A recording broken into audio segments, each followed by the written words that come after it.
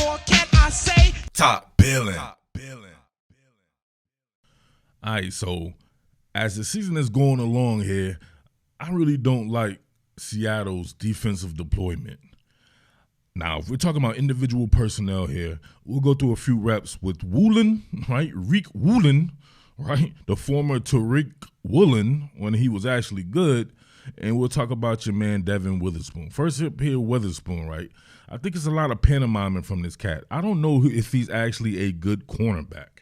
He actually seems like he would be a better safety at this point because his zone skills is off the chain. I'm not so sure about his actual coverage skills in man coverage. They play a lot of zone with him in the inside, and he excels with that. But every time I see him having to cover somebody, especially somebody good, it doesn't go that well for him. But even if it doesn't go well for him and it goes well for the other person without his doing, he will act like he did something. What is this right here? One-on-one with the great one, CeeDee Lamb right here. CeeDee Lamb completely smokes him off the line of scrimmage and drops the pass. Was not anything Devin Witherspoon did with this, but look at this, right? Slow on. Look at the rhythm step. He was beaten. Absolutely beaten. But look at what he does right here. What did you do in this play to be talking like this? Like, come on, man. I told you the Flavor Flav hype man joint and all that right there is pretty cool. But sometimes I think like it could get in the way of the fact like, bro, that was not a good rep by you.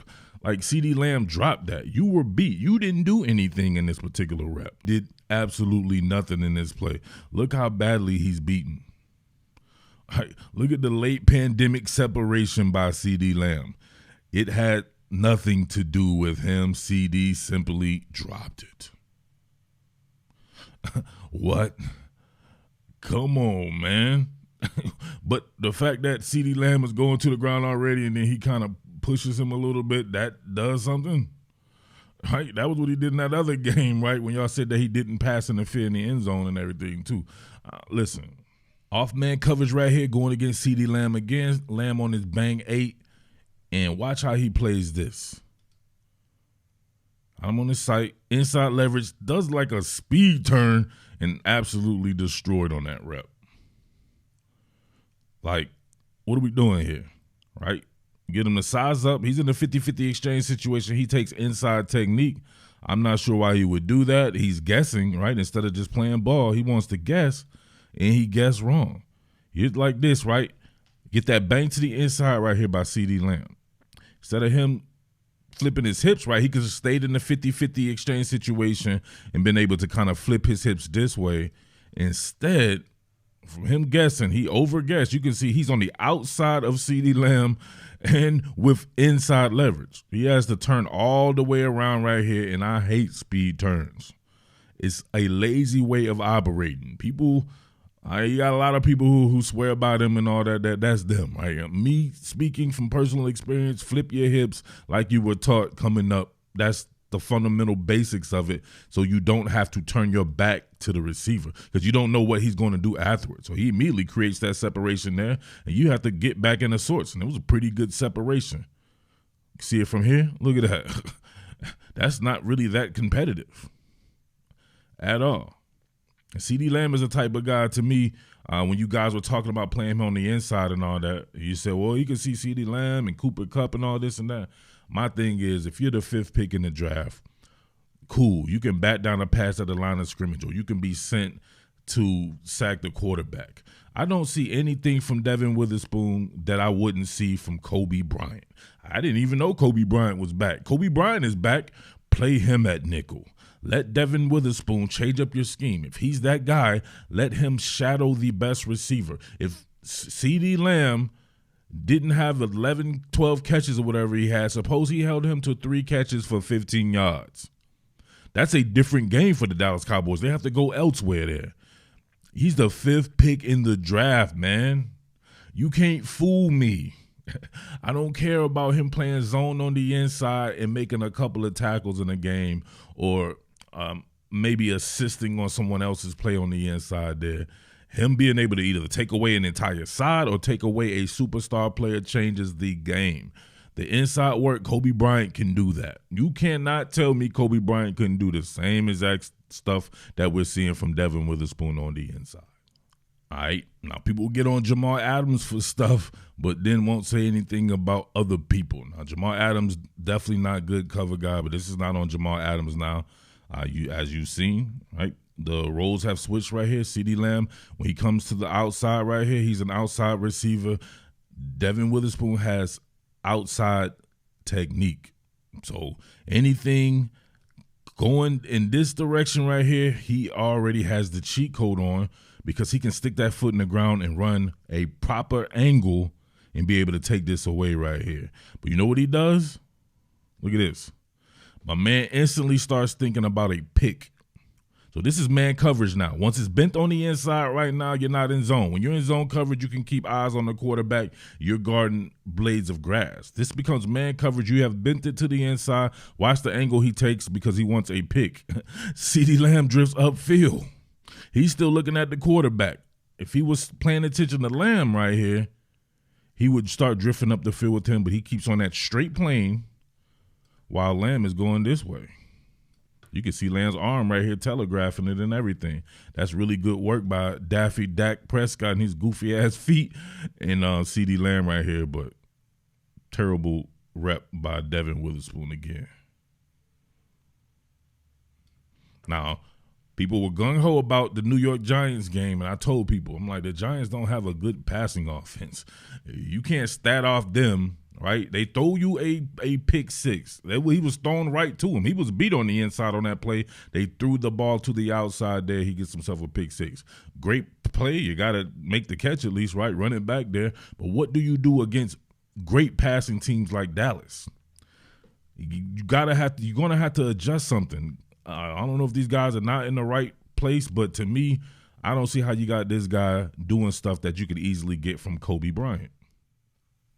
Now, Tariq Woolen here, Reek Woolen here had an up and down game. You can pretty just say that his game was, I would say, pretty bad if you want to be honest about the situation here. Look at him track here, start lollygagging, put his hands on the wide receiver's shoulder, right? My buddy, he's on that my buddy joint right here, but he starts lollygagging. Your man starts to separate. He has to reaccelerate here, and then he completely pulls the ripcord. Look at that. He catches up. We know he's going to do that. He's the fastest dude out there, period. But he's not tracking anymore, and he tries to guess, right? Obviously, you want to get there and then reevaluate. But he's getting there and just guessing. Look at him. Ball's not even remotely there yet. And people wanted to cry about him like maybe on one or two plays where they think he may not have gotten a pass interference. Listen, I'll show you a couple of plays here that he didn't get called for anything, and he should have been. Like this one right here. What happens on the beginning of this route? Oh, hands to the face. That was hands to the face. Look at this. It's a face mask. We got him reaching out there. I don't know about their technique on the onset of routes. Right, you see guys reaching with the wrong hand. Same thing with Devin Witherspoon on that play where CeeDee Lamb dropped the ball. But look at this right here. He's just guessing, and he gets the face mask and pulls and twists it. That, my friends, is a penalty. That's why you don't cry about calls. I'm tired of people coming to my channel crying about calls, man. All it does is show me that you never played the sport. You can't cry about calls. Stuff is missed or stuff is called on both ends. That's just the sport of football. I had a cat in my I had a cat in one of my group chat who was a Dallas Cowboys fan, and he was crying about calls too. And then y'all are crying about calls as Seattle Seahawks fans. That lets you know that they're doing it on the same side. Now look at him, man. He's all over this dude. How you put two hands around somebody? What type of coverage is that? That could have been called as well. That's 2 fouls. That's multiple penalties on one play right there, but they didn't see it. All right, so he gets a chance to do this while face guarding, not really tracking there. He's all out of sorts. He's just a really great athlete, made up for it, breaking up this pass there. But was that not penalties? Were those not penalties? Well, I think this is one of the plays that people were crying about for Tariq Woolen here. Look at him beat. First of all, he's smoked off the line of scrimmage there. Has to recover. So anytime you have to recover, they're going to have an eagle eye on you because they know most of the time when people recover, they have to do goofy shit to do so. Look at this. Why would you need to put your hands on him, on his shoulder pad like that? I can see if you maybe touch the back or something, but you put your whole hand on his shoulder pad and, man, people could interpret it as you pulling his shoulders out, right? His hand is still there the entire time. It's still right there. Do you see it? And you say, oh, that's ticky-tack or something like that. Don't do it.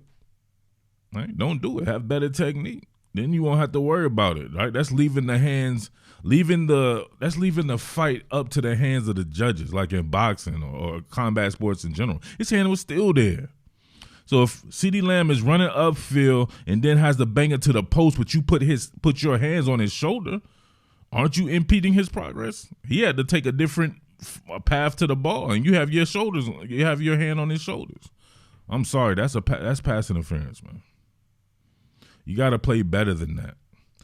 He played damn good last year with the turnovers, but remember, they're playing more of a split safety look this year. They're trying new stuff.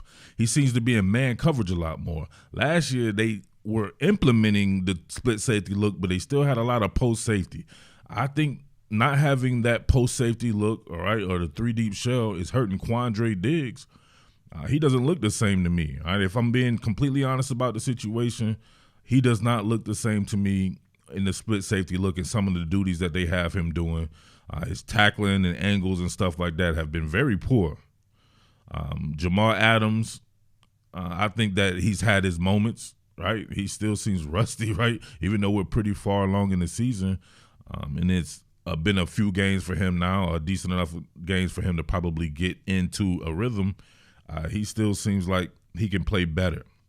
Tariq Woolen, just in a pure man sense, if he's playing a lot of man, he doesn't seem like he can compete like that.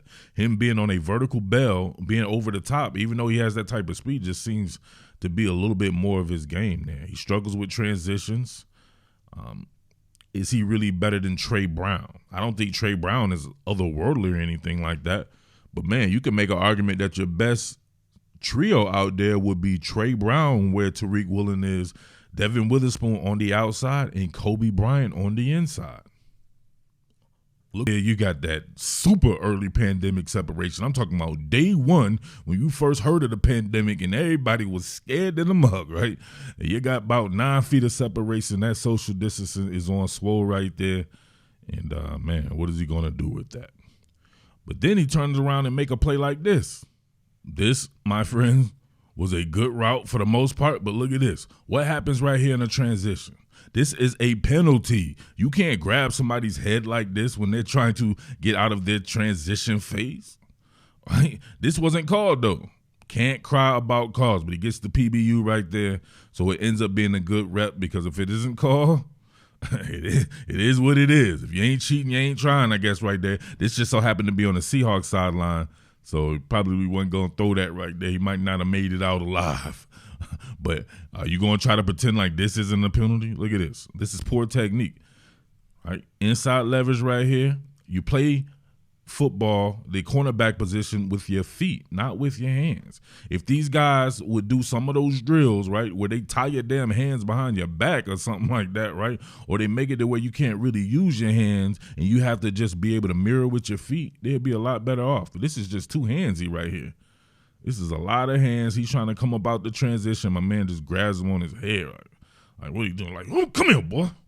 Now, listen, I might have to put him on my all defensive back pervert team. Because he is mad grabby on this, right? I used to have that back in the day with all the grabby cornerbacks and stuff like that. He's showing me a whole lot of perversiveness. Is that a word? He's perverse in his technique there. So let me know. But I want to know what's the best combination out there. We call it rich people problems. Hey, listen, I just want to, we're just talking football here neutrally, right? So Julian Love. He seems to be the best safety out of all the bunch. He should not leave the field. I hate to say that when Quandre Diggs is on the team. Quandre Diggs is one of my favorite players. I love how he plays football. I love his type of range and everything like that. But you have to admit, Julian Love has been super solid, and he can do a lot of shit as well. Tariq Woolen, But Tariq Woolen, yes. But Trey Brown, to me, playing better than him, even though Trey Brown not lighting the world on fire. How do you keep Coby Bryant on the bench when you saw what he could do last year too?